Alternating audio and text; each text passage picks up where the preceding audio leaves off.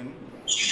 Good evening everyone and a warm welcome to the final day of our 5-day international online faculty development program on VIKSIT BHARAT at 2047, an outlook on realizing the vision organized by the PG and Research Department of Economics, V.O.CHIDAMBARAM College, Thoothukudi. We are honored to have with us Mr.PREMCHAND Chandramohan sir as today's distinguished resource person. To begin, I invite Dr. M. Neela Devi ma'am, Associate Professor of Economics, for the welcome address and to introduce the resource person. Ma'am, over to you, ma'am. Thank you, sir. Good evening, all. Have a wonderful evening. On behalf of PG and Research Department of Economics, V.O.CHIDAMBARAM College, Thoothukudi, I welcome today's resource person, Mr. Premchand Chandramohan, our faculty members, our faculties from various disciplines of our college and from various colleges. I welcome one and all. About today's resource person, I proudly and joyfully say that he is my favorite and affectionate student. He hails from Thoothukudi. He did his undergraduate in banking management in our esteemed institution. He is a obedient, hardworking and brilliant student. And he stood first in the university and was awarded gold medal, and he was received in the stage, none other than that stage was graced by none other than the then President of India, Dr. APJ Abdul Kalam. After his graduate, he pursued his masters in communication in Chennai. Before he completing his MCA, he was placed in Infosys, where he began his professional career. Over the last 16 years, he has built a distinguished career, growing through roles such as software engineer, business analyst, delivery manager, and now he serves as a lead product manager in the healthcare domain with Wipro in the United States. During his corporate career, he also worked with a couple of startups in both India and US. Known for his sincerity, dedication, and continuous drive to learn new technology, he truly embodies the qualities of lifelong learner and innovator. I am indeed a moment pride to welcome my former student, Mr. Prem. Welcome you, Mr. Prem. And now he will address on the topic, India's digital leap to a developed future. Please join me in welcoming him. Welcome you, Mr. Prem. And I once again welcome one and all. Thank you, ma'am. President sir, over to you. Thank you, ma'am, for your wonderful address. It's my pleasure to invite our resource person, Mr. Premchand. Sir, President sir. Yes, ma'am. Yes, ma'am. 1 minute. Hello. 1 minute, ma'am. 1 minute. Thank you, ma'am, for your wonderful address. It's my pleasure to invite our resource person, Mr. Premchand Chandramohan sir. Sir, the session is now yours. Awesome. Thank you so much. Thank you for the kind introduction. Really appreciate that. It's really an honor and privilege for me to be part of this initiative conducted by the college where I was once a student. So I'm truly honored. The college has taught me a lot. I've spent a good amount of time there. All the teachers, the non-teaching staff, they're all wonderful, talented. They all care for the welfare of the students. So I'm really proud to be part of this initiative. Thanks for welcoming me. I'll go ahead and share my screen.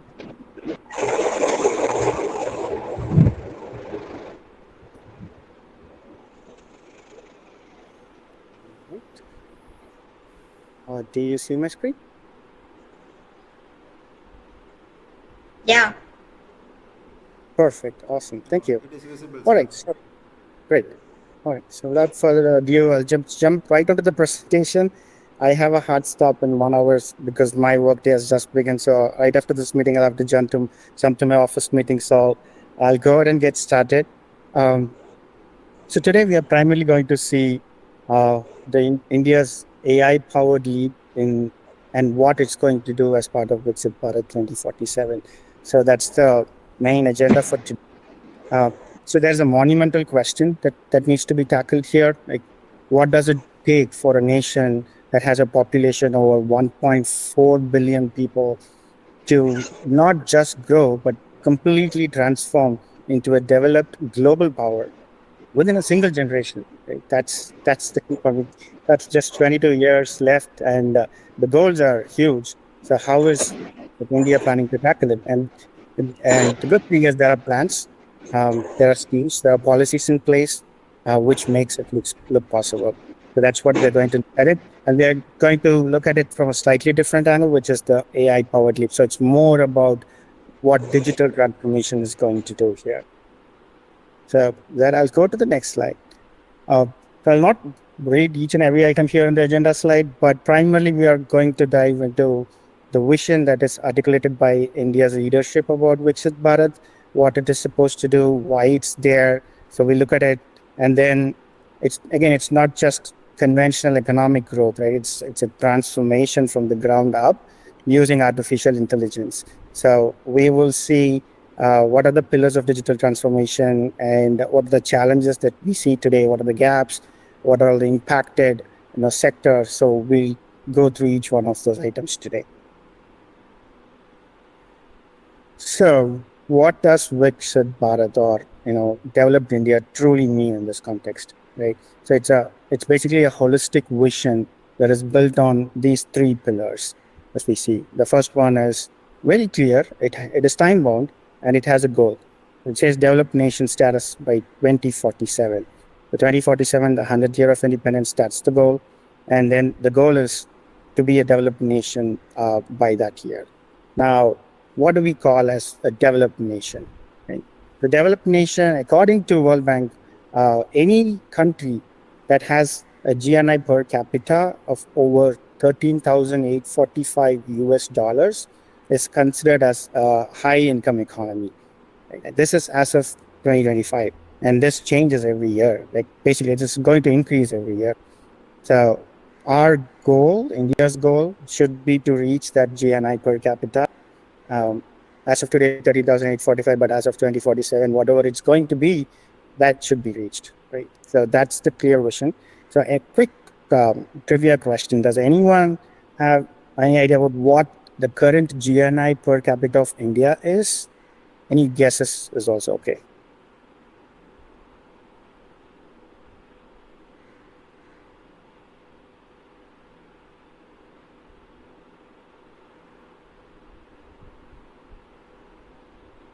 Okay, I can go ahead and give the answer here for this trivia. So quickly going here to this slide. So this is the GNI per capita chart, and the last one that we see here, that's India. And I'm primarily comparing it with two different countries, which is United States and China, because those are the two main global powers today. So we're just comparing with their numbers and see where they stand and where India stands, right? So 13,845 is according to World Bank, and currently India's number is 2,650 as of 2024. Right? So there's a humongous gap between the goal and where we stand today. Right? And immediately after us, China, it's very close there. It's 13,660 as of 2024, but I'm pretty sure as of 2025, which according to World Bank, I think it should have reached the goal already. And United States way there about there. It's 83, close to 84,000 US. So there's a lot of difference there, which India needs to catch up, and we'll see how they can do it. So quickly going back to the previous slide. So that's about the first pillar. Now the second pillar, which is kind of key according to me, which is inclusive and sustainable growth, right? Because when we talk about improvement, when we talk about economical improvement, reaching that goal, there should also be another thing which should always be considered along with it, which is even the last person in the society should have the access to the same level of information as like a technical entrepreneur in a metropolis city, right? That should be there. So the goal should be attainable, but it should be fair and green at the same time, right? So that is something that there should always be in focus, which should not be forgotten. Right? So that's the second pillar. And the third pillar here is tech-driven transformation, which is kind of like an engine to achieve these goals. So India has already proven an IT strength. So IT in India is, according to IT, it's the global power in India. There's so many like IT resources, IT, the population, the youth population is mainly focused on IT, and they have proven a lot of skills. There are startups, there are unicorns in India. So they've proven all that. Now it's time to make use of those skills and then build the economy again from the ground up in order for us to reach that goal. Right? So those are the three main pillars from the digital transformation standpoint. Now, what are the economic ambition, economic target that's set in front of us, right, as part of VIKSIT Bharat? The first one, the growth target, which is GDP, it is set to reach somewhere between $30 trillion and $40 trillion by 2047. So that way it can position itself as one of the top two global economies in the world. That's a crazy number. 30 trillion, 40 trillion is huge, way huge. And another trivia question here, like where do we stand today? Does anyone know what is current GDP for India according to 2024 or 2025? Any guesses?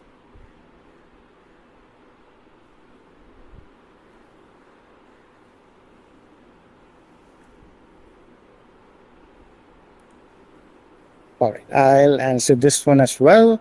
So take you to this chart. So this is the GDP as of today. So starts from 1960 to 2024. This is a very insightful chart. We can get a lot of information. We'll be spending some time here. But for the question that I asked, right now, according to 2024, the GDP is somewhere close to $4 trillion, right, for India.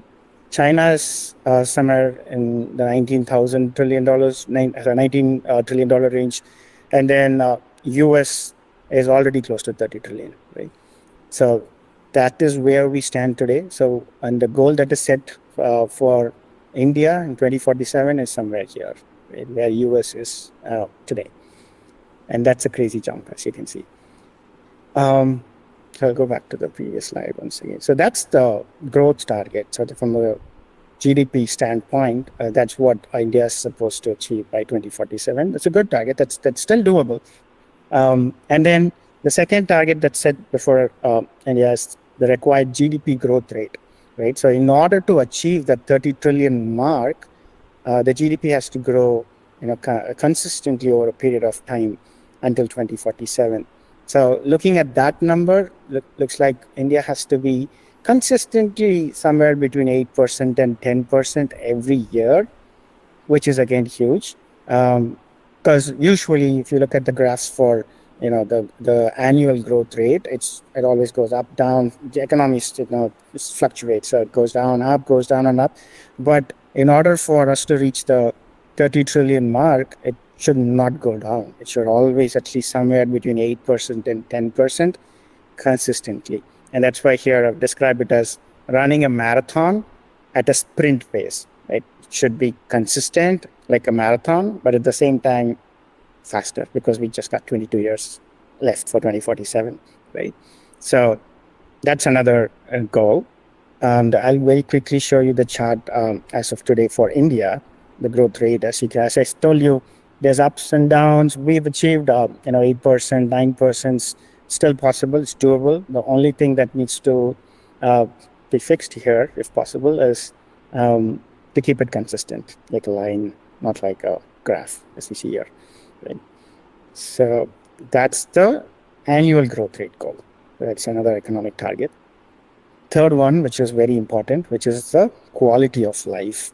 Right. So talking about all the big numbers, 30 trillion, 40 trillion, how to achieve growth rate and stuff like that, it's very easy to lose focus on the quality life at a per capita level. Right. So the income per capita should also increase, and that will automatically contribute to the GDP. So that's why when I said we can spend some time on the chart that I earlier shared. So if you look at it here, China, after 1990, they started growing up with their GDP. And as and when the GDP actually started growing up, if I go to the next chart, which talks about the per capita income, you can see it also started, going up.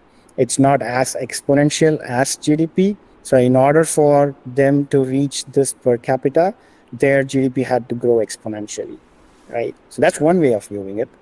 Another way of viewing it is, if you just look at from this chart, like if the per capita income starts growing slowly, then GDP will become exponential, right?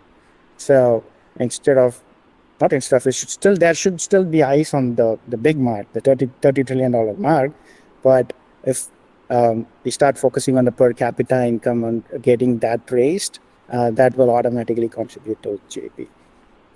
Right. So that's the focus on quality of life. That's the target for that, right? And then the fourth one is to learn lessons from China. So as we saw in the previous chart, we saw from 1990 onwards, the chart of China started going up. Right? Now, why did it go up? What happened? And then we'll have to learn from those lessons and do same thing or even better to make India's GDP go up. So that should be the goal. So when I was doing some research, I saw that there's so many plans and policies that they did in 1990, which actually contributed to GDP. They basically opened their market for foreign investment, which brought in companies from other countries, got them invested in China, opened up a lot of manufacturing facilities, which in turn opened up a lot of jobs, and that increased the per capita incomes. Once the jobs started opening up, foreign investment coming in, as well as the technologies for getting the product done, that also started coming into China, right? So like almost everything started going up once they started opening up foreign investment. So there are multiple other things that they did, and India needs to look at whatever they did and see what we can do better, right? Because we cannot still go with their growth rate. We should still be above that, right? So yeah, so that's the last point here for economic ambition. I'm going to the next slide, where we can talk about the key challenges. So what is the challenge? What are the challenges that we have today? So the four main challenges as we see here. First one is youth unemployment, right? Which India, being the world's largest, having the world's largest youth population, still the unemployment rate is at 40%, which is a large number. So that is a pain point at the moment. And then there's also underemployment. So people working on certain jobs, their skills do not match those jobs. They're much more skilled than what they're actually doing, right? So that is still a problem. Even though they have jobs, they can still go to some other higher job where they can earn more.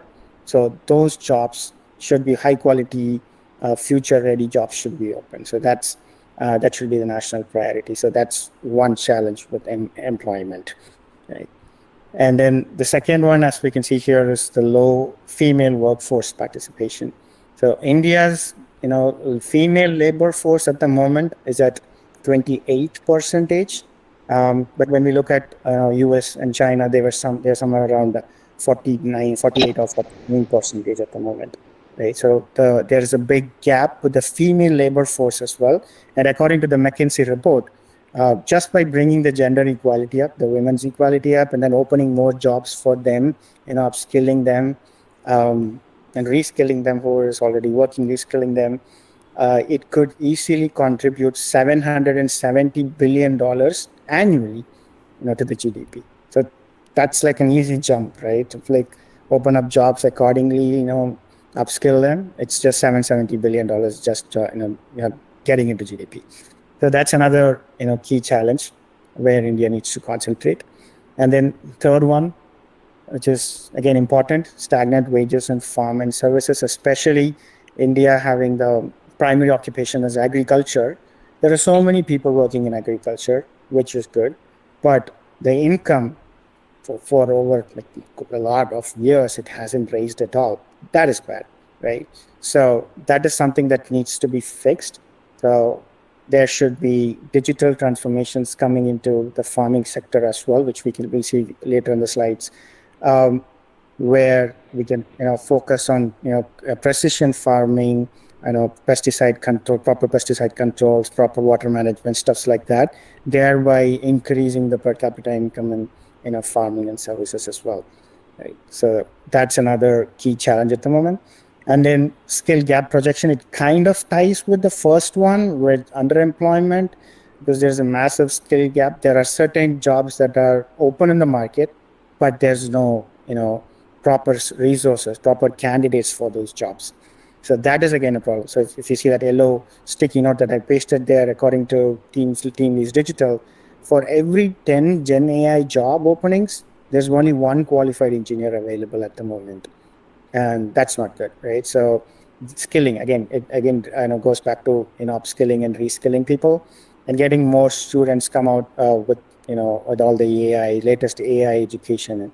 So that is something that needs to be worked on. And then there's also a critical demand supply disparity when it comes to AI roles for machine learning and data scientists as well. So that is something that India needs to change the education strategy, especially when we think about all the engineering graduates. And I can speak about it because I did my MCA in an engineering college after VOCC joined Chennai in Hindustan College where I did. And there, just at that point of time, anytime when we were looking for career opportunities, it's always like software engineers. But there are so many other roles. There are so many other courses that we can use, learn, and equip us from. But there's not a lot of vision or that kind of discussion or talks going on between students. I don't know about it now, but back then that used to be the case. So that's something that needs to be worked on, which can fix the skill gap projections. So those are the key challenges. Now, coming to solutions. So we saw challenges. We know what the goal is. Now what is the solution? So if we come to the solution, the first one is having a proper digital foundation is necessary. And thankfully, India is not starting from zero. Back in 2015, we already got the Digital India initiative. There's tremendous amount of work that's going on, high-speed connectivity, and there are India Stack components that are already in place. So these are some of the digital foundations that are already in place. So for example, the Digital India initiative, it mainly focused on bringing up the number of people who use internet, right? And then there we see a significant jump in numbers. You see from 250 million, it went to 970 million today, right? That's a big jump, and that's very good. Why? Because everyone has access to internet, and then they can access all, the information that's needed to upskill, and they can, look at information, they can learn from it, they can,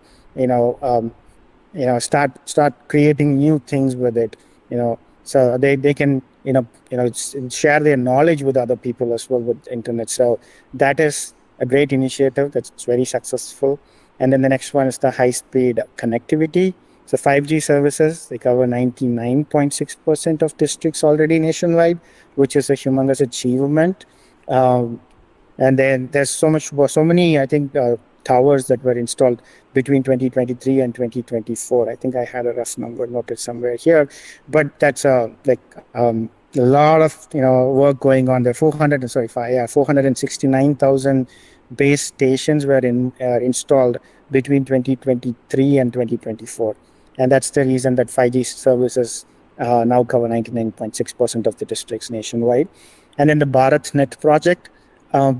They already have fiber optic broadband internet connected to over 218,000 village councils already, which is slightly a smaller number where it needs some more work, but at least the work has started. Broadband connections have started going to village levels, and India should focus on bringing it to every village council and then every household as possible. Again, that will open up a lot of knowledge where people can learn a lot of stuff, upskill them, especially with the rise in AI. They can learn a lot of stuff from it. They can build products. They can, become entrepreneurs. They can take a lot of courses. There's so many things that can be done from a personal point of view, and from a public sector point of view. All the processes, everything can be automated, or even processes can be set. So there's no need for people to, go to physical locations to get, things done, right? Everything can be completely automated once we have this infrastructure set, right? So that's one key foundation that's already there. And then the India Stack components. So that's that's another, huge successful initiative that India did with, Aadhaar, with eKYC, DigiLocker, and UPI, which is like already set up. These are the bases, the foundations are already there.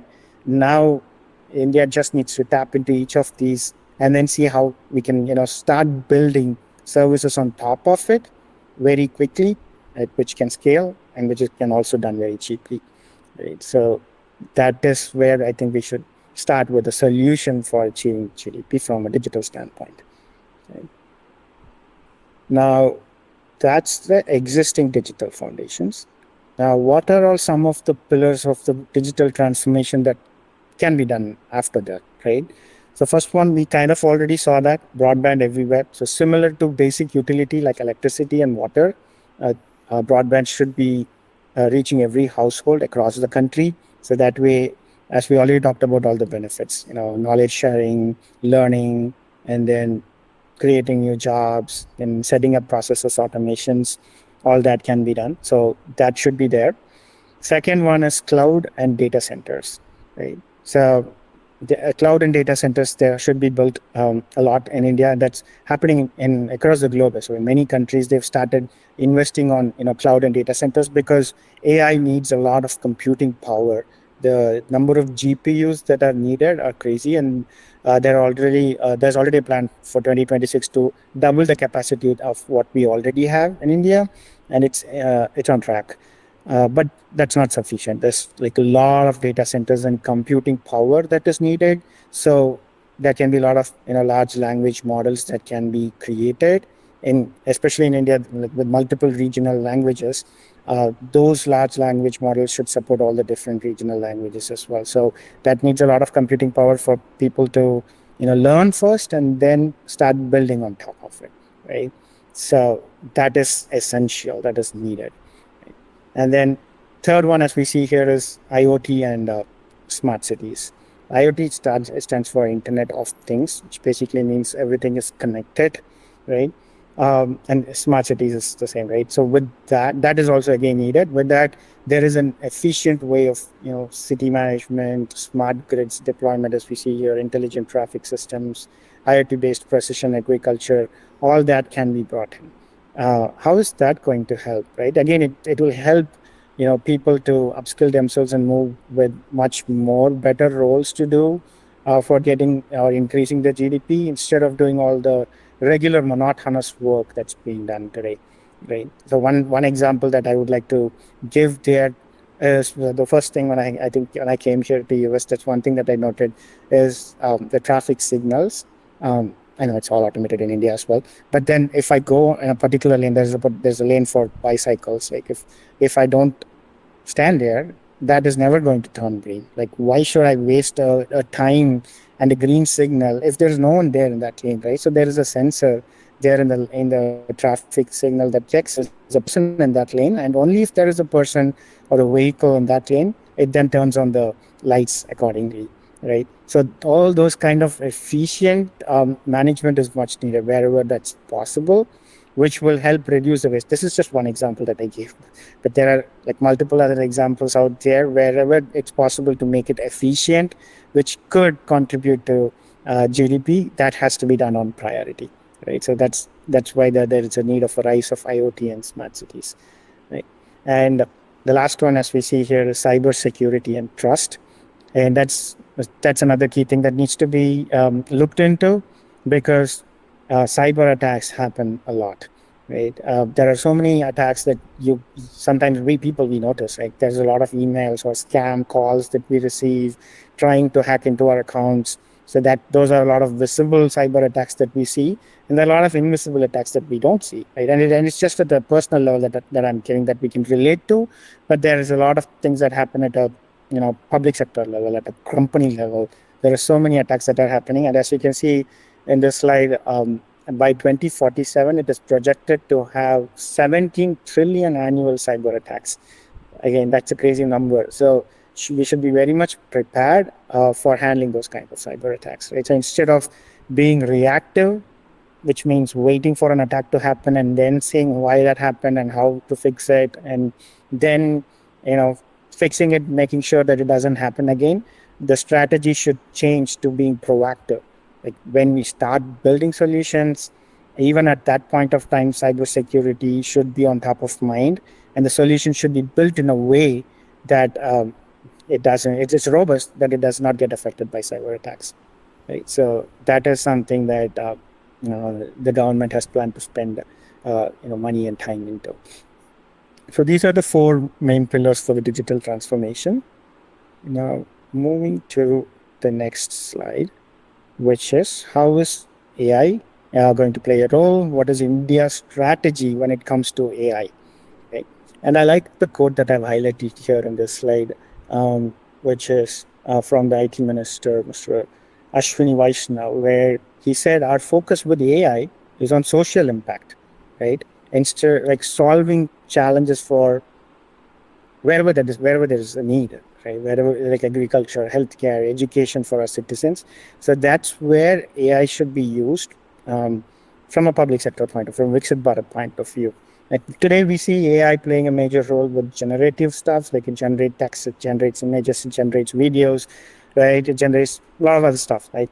But instead of spending a lot of time there, which will still contribute to some, fix in GDP, could contribute a few, increase in GDP. But then our primary focus with AI should be to solve an existing challenge with what the citizens are facing. So that is where AI should be, focused on. That's something that I keep telling my peers and my office colleagues as well.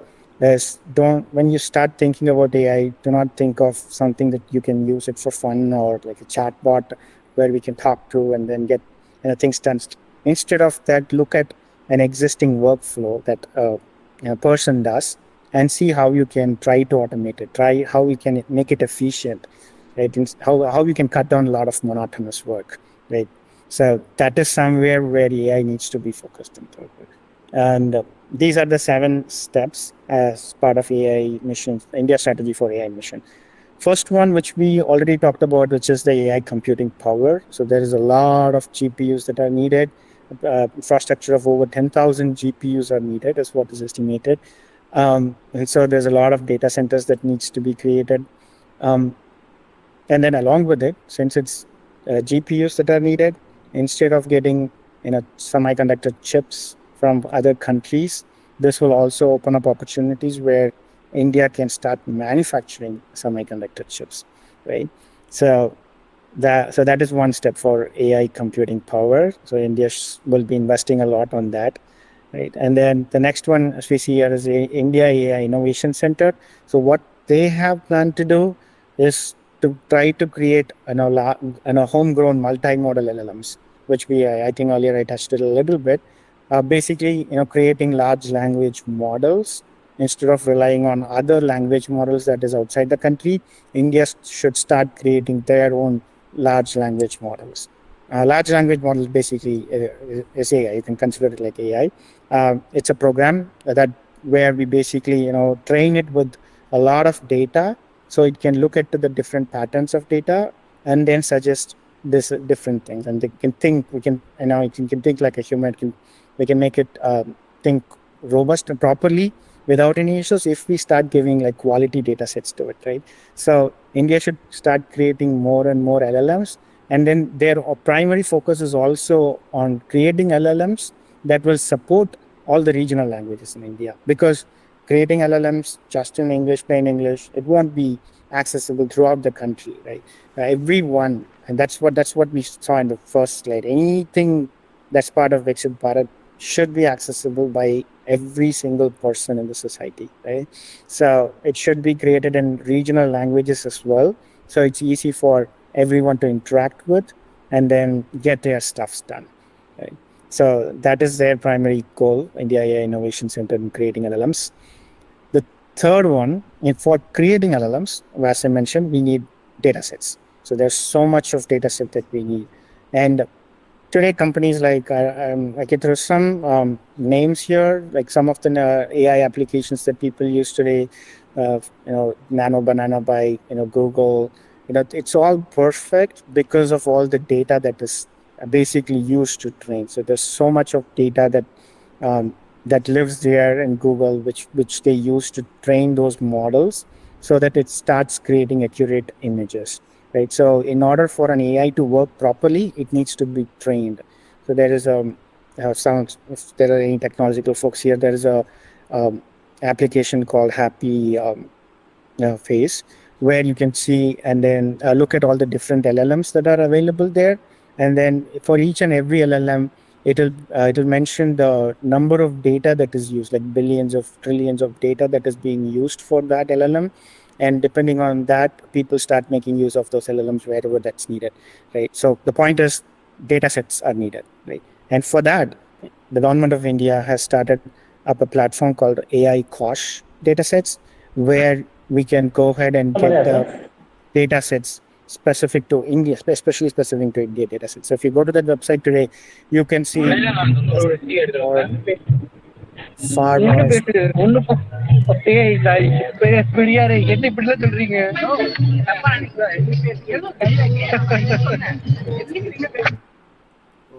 Awesome, great. All right. So yeah, if you go to the AI Kosh platform today, you can see a lot of data sets, open source data sets that's available already by the government of India, which can be used for training LLMs, right? And I looked at some of the data sets that are available there. Some of them are farming related, some of them are call center related data sets. So yeah, India's plan is to push high quality, curated, as well as diverse Indian data sets there. So anyone who wants to create an AI application and train their LLMs with the corresponding data, there is a place for them to do it, right? So that's a very good initiative by the government of India. And then the next one is AI applications. So using all this, the compute power, the LLMs, and then the data sets, what's the use of all these together? We have to create AI applications, right? So India is promoting high impact AI projects, especially in public sectors, which can make things easier for everyone, like the government officials as well as the users of the product. And so they are trying to promote as much as AI projects as possible. So that is part of the plan. And then the next thing that they're planning in terms of AI is upskilling. Right? As we already saw, there's a lot of skill gap. People, there are a lot of AI engineers that are needed. There are a lot of data scientists that are needed. AI product managers that are needed, right? So we'll have to upskill them. They are trying to push. Government of India is trying to push AI modules into school curriculum as well. So when I say school, it's not just school. It's school, college, universities. It all falls under the word school here. So they're trying to get all that latest AI modules into the curriculum. So even when people graduate from colleges, they will have idea about what AI is, what it does, and how to make use of it. Right? So that's another thing where India is spending a lot of time on. And then startup support, right? So India is also planning to support a lot of AI startups, deep tech AI startups, right, which can help, bringing the GDP up. So startups, as you all know, there's a longer gestation period for it to even break even. Some startups, 4 or 5 years are pretty common. So until 4 or 5 years, there's so much money that goes in because everyone needs salary, they need infrastructure to work on, they need all that. But there's no profit that they're seeing from there, right? But if there are proper investors that are available, they'll keep funding it because everyone knows with startups, if it clicks, it skyrockets, right? The return is crazy. So there are investors who are willing to invest and then wait for a long number of years until they start realizing profits. India is also planning to do it. The government of India is also planning to support through various schemes to see if they can find all the proper startups, which is promising, so they can fund it. So that's another place where they are trying to focus. And the last one is very important one, was safe and trusted AI. For any AI application, this is needed, and the government of India, thankfully, they've set it up here itself, because any application that is created for AI, it has to go to that safety check to see if it is safe to give it to users, because AI has a lot of knowledge, right? It's trained with any kind, a lot of data. It could be like real data, it could be synthetic data, and the number of data that goes into it is so much that we cannot verify what is the data that's going in. If we cannot put a restriction on that, it will be very hard to put it'll be very hard to put a restriction on that. But instead of putting a restriction on that, we put as much data as possible, and then we put a restriction on the output it provides, right? So that is where I think government has also put a structure here. So AI does not give any dangerous information, dangerous for the economy, dangerous for person. It does not give all that information to users, right? So they are planning to put that guidelines, ethical guidelines together, the guardrails, to make sure all AI passes this check, which is much needed. Right? Awesome. So that is India's strategy when it comes to AI. Now, coming to what's happening with talent and workforce. So we already saw this in a few slides. So there is a need for talent. So here we can see there's looks like there's like over 600,000 talent that's needed, which is by I think 2027, which will rise to 1.25 million. So there is a shortage of skill. And the government, what they're doing as part of number 2, as you can see, they've already started a platform called Future Skills Prime. I think this is in partnership with NASCOM, where they have courses and certifications where citizens can log into the portal and they can learn new things there. That's a cool site. I spent some time there. I was very happy about it because they had a course for product management. I'm a lead product manager, and I saw that there's a course for product manager. So anyone who wants to learn product management, they can go to that site. I think it's free of cost. You can learn it from there. You can take a certification, equip yourself, and then apply for the role. So they're trying to bring as many such courses and certifications there so that people can upskill themselves, which is a very good initiative. I loved it when I saw it. And then when it comes to tech giants, so there are already tech giants in India, TCS, Wipro. I'm from Wipro. So Wipro, TCS, and Microsoft, they already have enormous resources as well, and they are conducting a lot of internal training programs. They are making it mandatory for the employees. Like Wipro, they made it as a mandatory training, a Gen AI training as mandatory for every single employee, even if they're not part of tech. They're part of BPO or any back office work, they still have to do Gen AI course. So they were making it mandatory. I think beginning of this year, 235,000 employees were trained by Wipro, and I think there's just very few left, which I think they probably would have completed already. And same with TCS, they were planning to train 350,000 employees, and Microsoft 2 million, and so on. Every single company is making it mandatory now, because there's a lot that we can do with it, right? So they're allowing their employees to upskill so that they can start working on those kind of projects for both the government sector as well as the private sector. So that is already happening. There's a lot of other courses outside the tech, like even me being in Wipro, I can still go and take another course somewhere else. I can pay for it. There are free courses that are available. So there's a lot of things that are available in the market where users can go and upskill themselves. So government will be planning to push that as well as part of the VIKSIT Bharat initiative. And then, so not just the talent, India is also planning to support, as we already saw for the startup a little bit. So startup, they are planning to support it a lot. India is the third largest startup ecosystem. It has the third largest startup ecosystem. There are so many unicorns already, but it's not sufficient for us to achieve the GDP. Still, there are so many unicorns that are needed. There are so many startups that needs to come with not just AI applications, like any automation that can bring GDP up, right?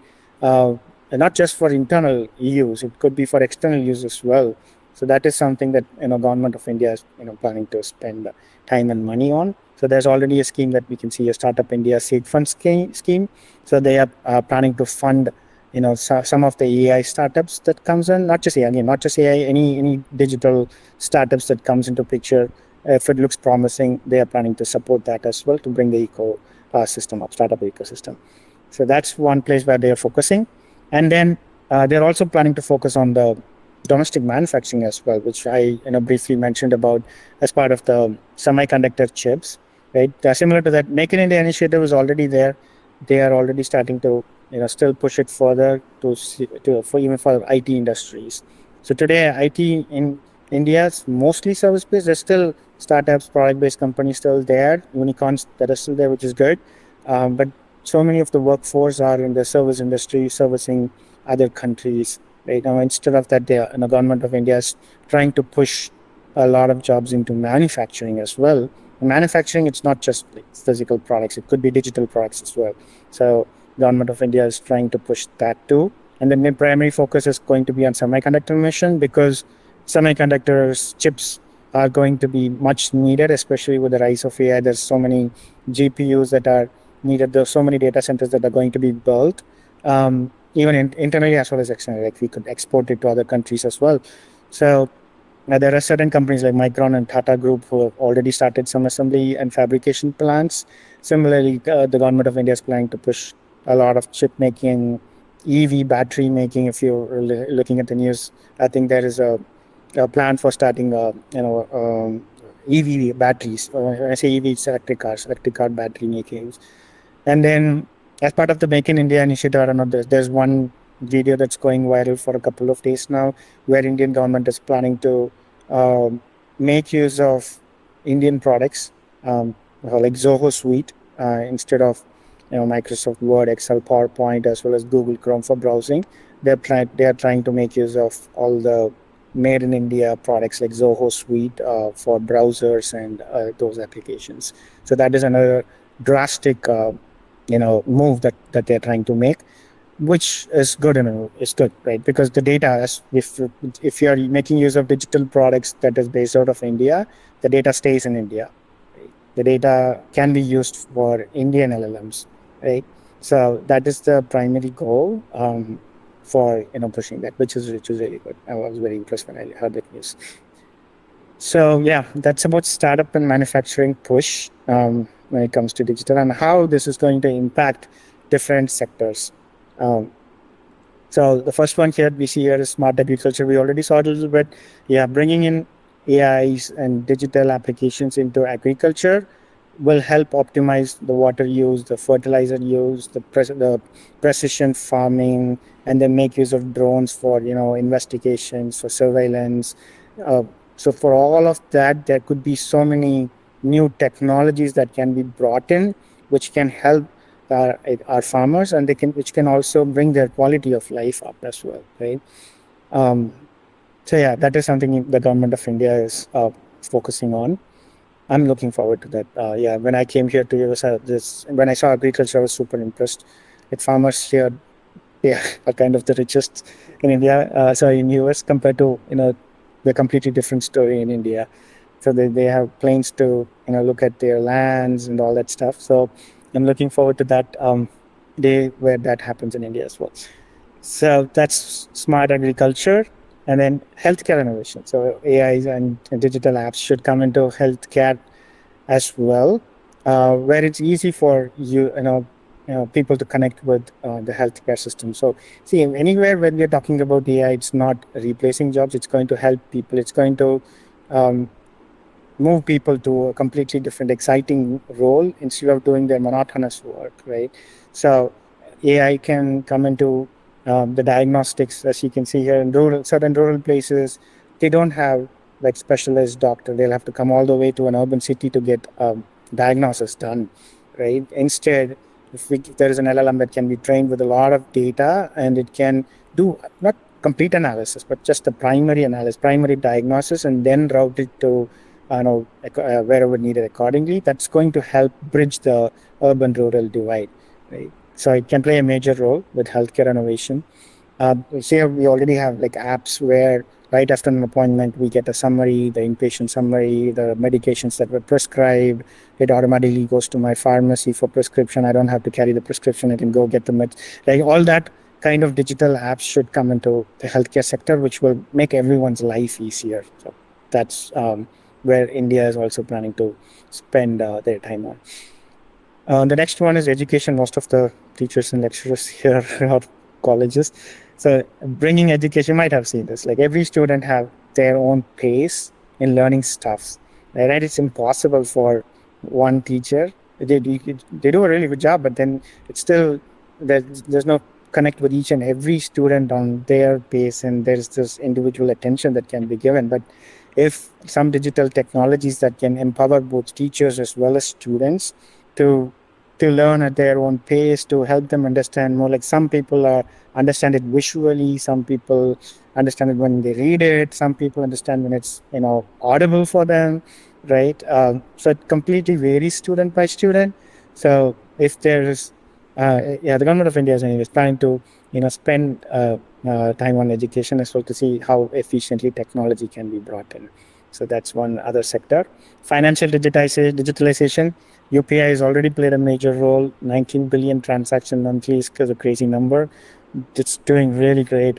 But there's more digitalization that needs to be done. There's something called ONDC, as you can see here, Open Network for Digital Commerce, which I think they started long back, but it's not successful yet.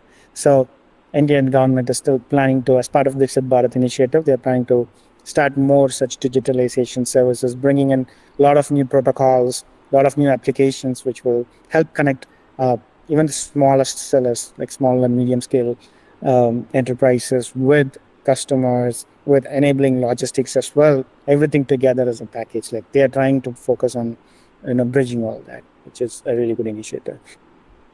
And then smart transport.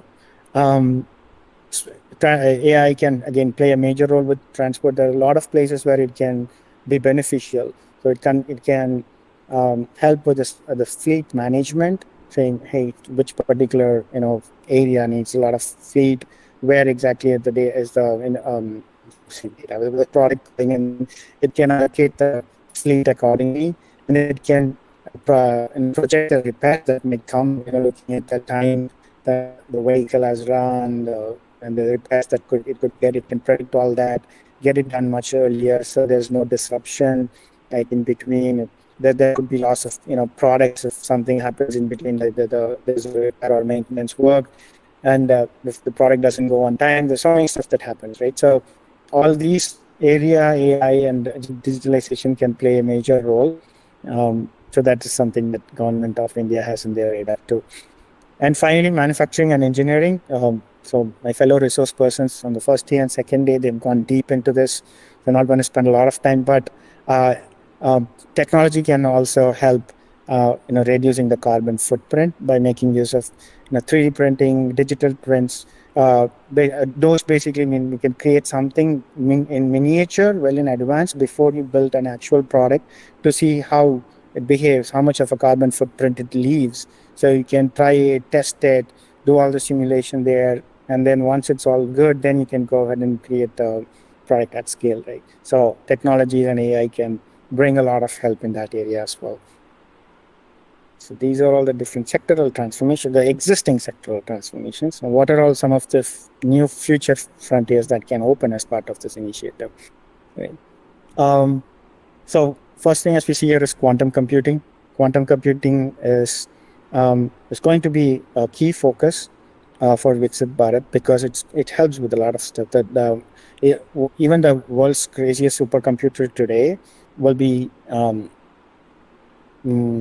much more technology deprived when going in front of a quantum computer, because quantum computer, you can test a lot of different possibilities in a fraction of time, right? So India is trying to spend a lot of budget on quantum computing, which can help in material science, drug discovery, and all that. So that's one future frontier that we can see as part of VIKSIT Bharat.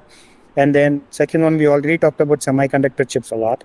So I'll just leave it with one line here, which is while creating these chips, if AI or technology can help in creating those chips more powerful but still energy efficient, right? So that can help everyone, right? With everything, the carbon footprint it leaves, and then the computational power that the energy takes in. So that it's going to definitely help there. So that's another thing that they are focusing on. Space exploration missions, to test a lot. There's already this Chandrayaan success. They have this Gaganyaan mission where they're planning to send humans to space as part of that initiative. If you know, there's one astronaut from India who already went to the space station through SpaceX. So India's been trying to push a lot of space exploration missions so that they can become more technology advanced, not just technology advanced in every field for that matter. Right? They're also planning to tie up with, I think, the commercial sector, so it opens up another area as well for space exploration. Digital twins and green chemistry. So we already saw digital twins, so mimicking something in a miniature before launching it at a realistic scale level. We can make use of digital twins to do that. And green chemistry is nothing but avoiding any byproducts, any harmful byproducts as part of manufacturing or a process, right? So even there, if we can make use of technology to help with this carbon footprint, that would be great, and the government of India is planning to do that.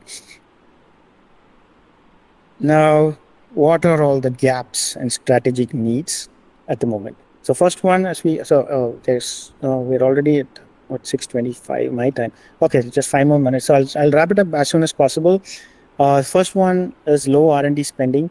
So as you can see, there's only 0.7% of spending that's being sent to R&D. 0.7% of the GDP is being sent to R&D today. But when we compare it with other countries like South Korea, it's at 4.8 and US at 3.5%.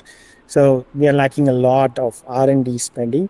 So that has to be increased. So there should, and then not just increased, it should be increased in the right direction.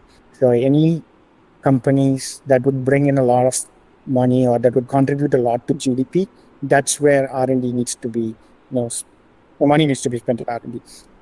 One example that I would give from China is if you are again into gadgets and stuff, the drone industry, DJI, who's a manufacturer in China, they are the leader at the moment.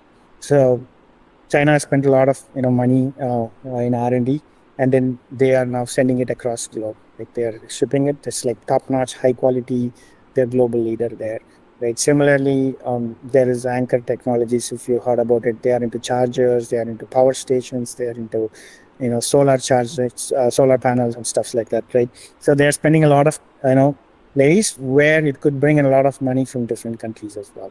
So India should be doing that too. And then the second one, as we see here, is infrastructure deficits. So we were, still now we're talking about the economic deficits and how AI could play a role, but there's also like physical infrastructure deficits in place, like transportation, energy grids, and all that, which also has to be improved. So India should, and is also planning to focus on those as well. Massive skilling, I'm not going to spend a lot of time there. We spent a significant amount of time in multiple other slides.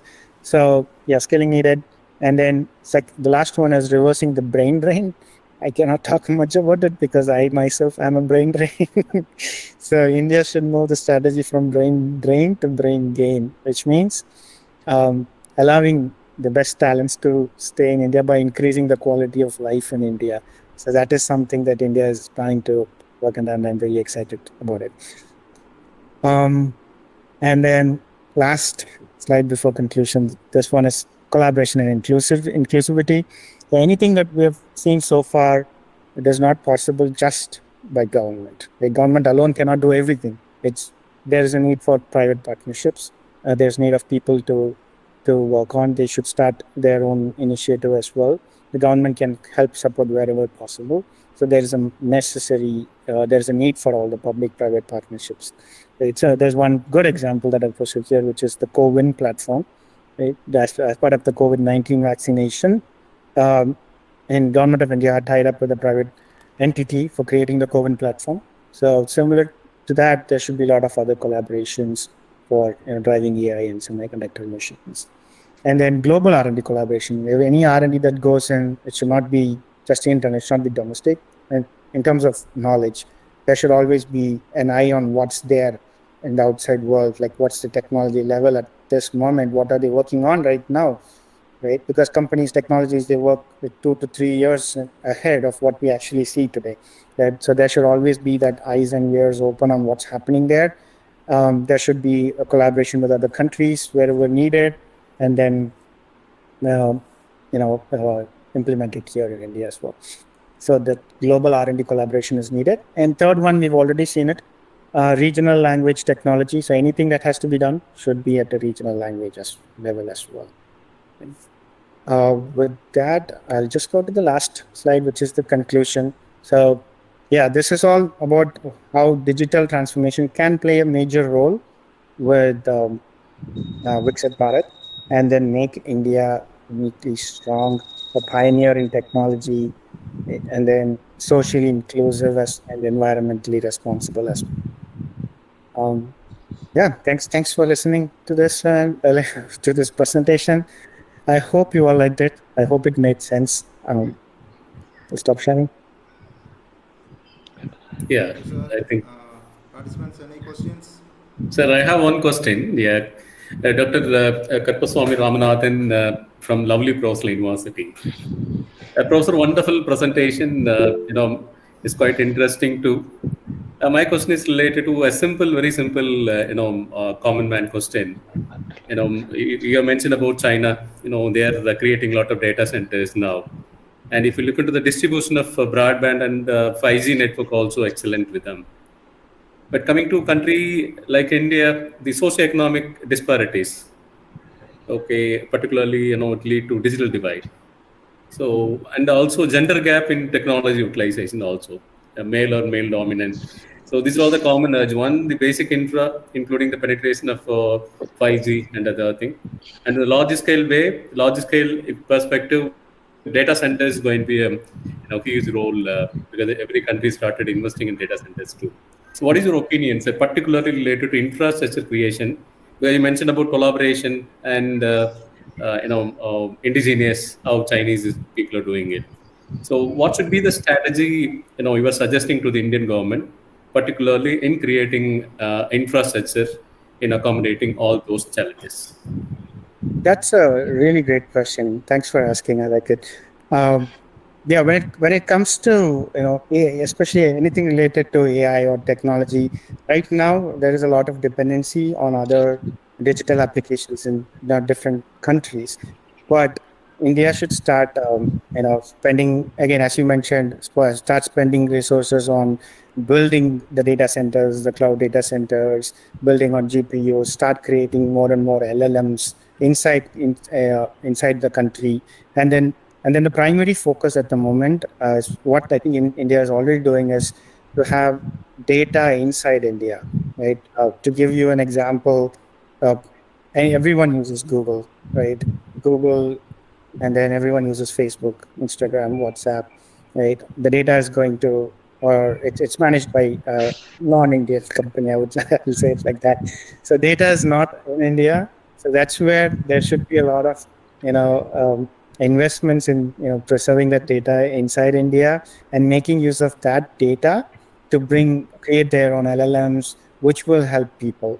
Because this is all Indian data, and then Indian data, with that we can see a pattern of what's happening, where all there is a gap, and how can we build more applications that will bridge that gap, right? So I would suggest the primary focus, which they are already doing. So my suggestion. I'm very excited that recently they announced this one initiative where they are pushing for Zoho Suite applications. So that's one thing. First one, yeah, data, staying in India, making use of Indian products when it comes to digital apps, right? And then building data centers where we can make use of the data to create meaningful applications for India. Those are my two suggestions. Yeah, thank you, sir. Because the reason why I asked the question, because it's directly having an association with the security. That's why. Mm-hmm. Yep. Yeah, thank you, sir. Yeah. Okay. Srikanth sir, you want to ask any questions? Srikanth has raised his hand. No, thank you. Thank you, sir, for your insightful and inspiring session and also spending your precious time with us. I now request Dr. N. Pachirajan, sir, Assistant Professor of Economics, to deliver the vote of thanks. Over to you, sir. Thank you, Mr. Krishnan.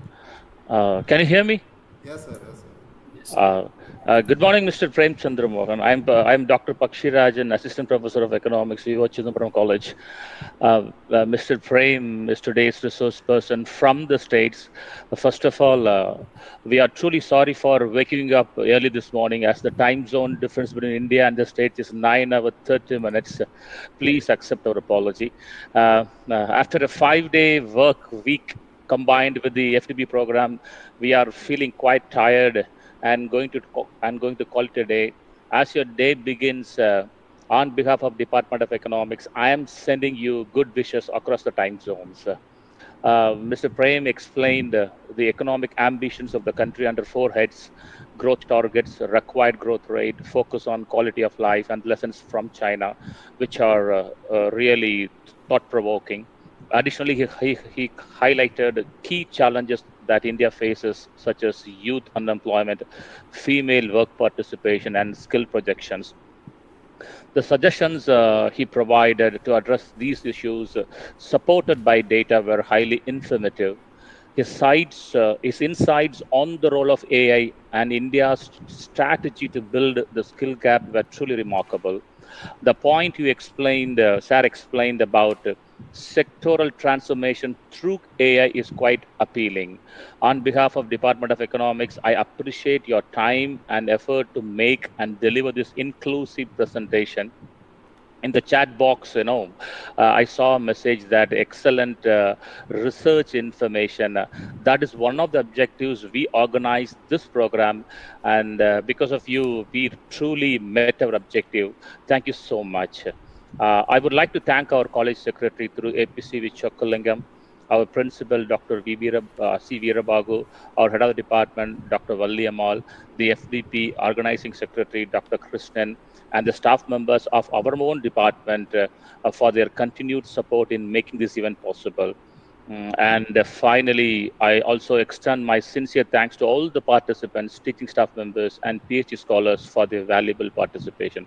Once again, have a nice day, Mr. Prem, and have a nice weekend for everyone. Thank you. Thank you, sir, for your excellent vote of thanks. With this, we officially conclude our 5-day FDP. Now, valedictory session will begin. Now, may I request our respected head of the department, Dr. V. Valliammal Madam, to kindly deliver the valedictory address. Ma'am, over to you, ma'am.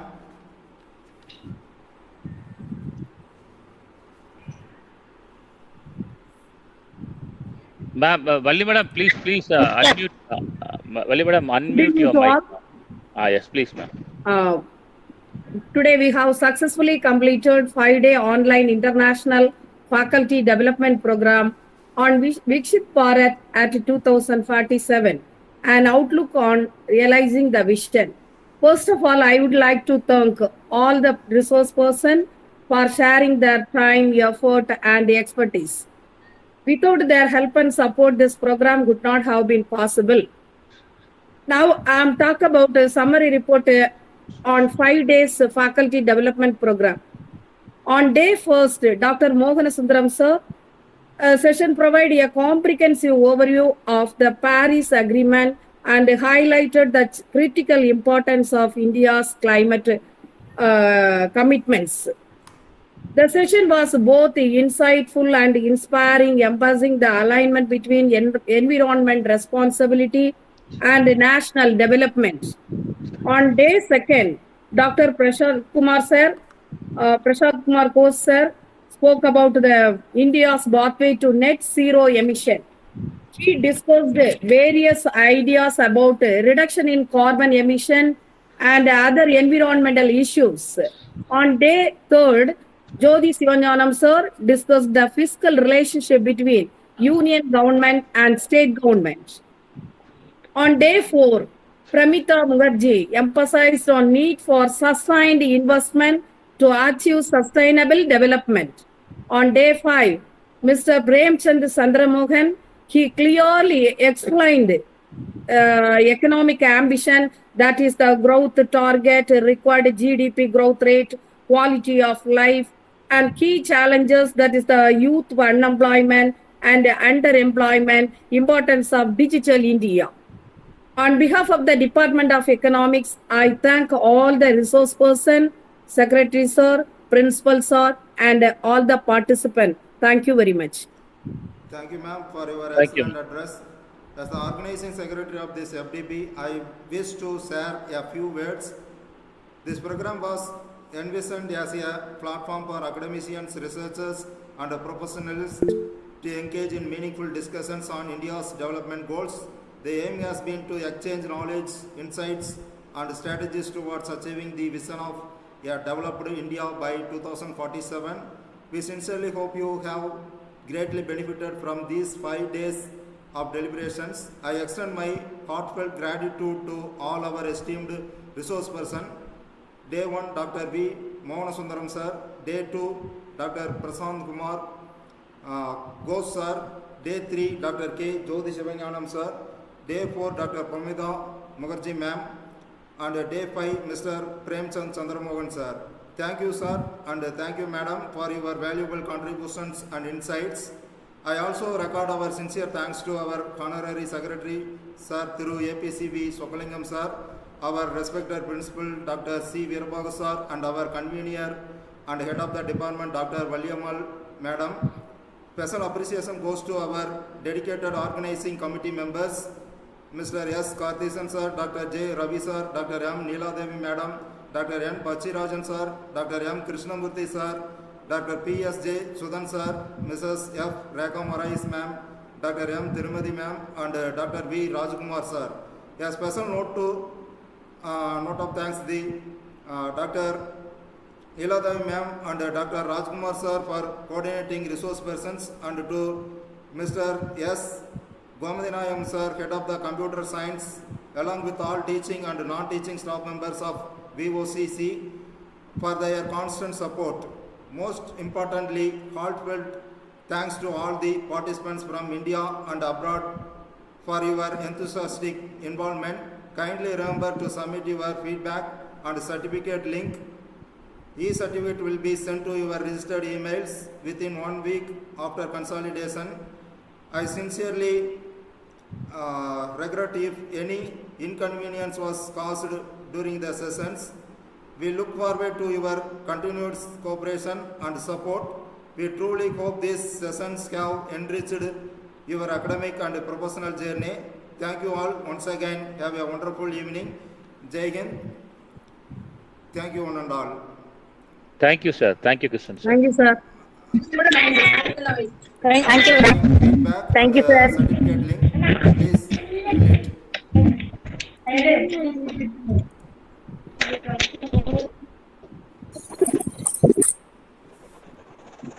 It is available in the chat box and also YouTube also. Okay, sir. Thank you. Thank you for organizing so wonderful workshop for us. Thank you, sir. Thank you, sir. Thank you. Yeah, thank you, HOD madam. Thank you, Krishnan Thank sir, you. for wonderful. Thank you, sir. Thank you, sir. For your Thank you, sir. Congratulations, sir, for your entire team.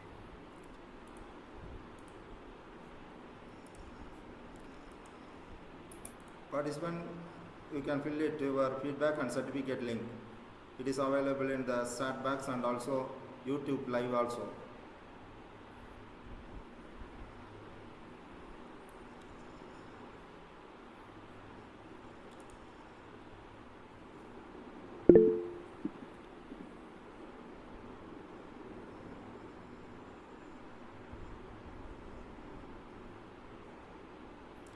Ma'am, shall we wind up our session?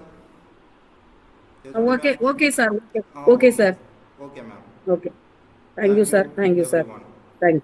Thank you.